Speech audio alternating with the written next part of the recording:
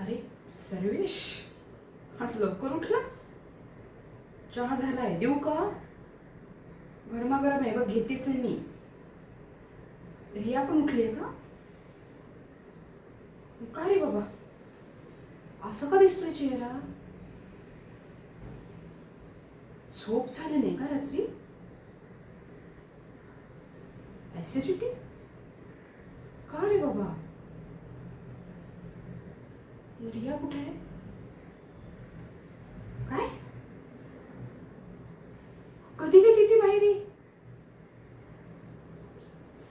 सगळे ठीक आहेत ना तिच्या बाहेरी? तिचे आई बाबा काही झालं नाही ना? मग काय झालं? अरे बाबा सांग रे बाबा, अशी अचानक कशी गेली ती बाहेरी? मला तर काहीच बोलली नाही. अरे रात्री तर घरी होती ना ती. अरे काय झालं रे बाबा तुमच्यात? मला हे कळत नाही, तुम्ही असे सारखे का म्हणता? अरे लव्ह मॅरेज आहे ना तुमचं? तुमच्या पसंतीने केलं ना? आम्ही जबरदस्ती नाही करायला आलो तुमच्यावर. लग्नाआधी मारे गुलू गुलू गुलू सगळं चालायचं, आता काय? हे बघ बाळा, तुला मी एक सांगू का? असे तिला थोडं ऍडजस्ट कर. अरे ती नवीन आहे या घरात.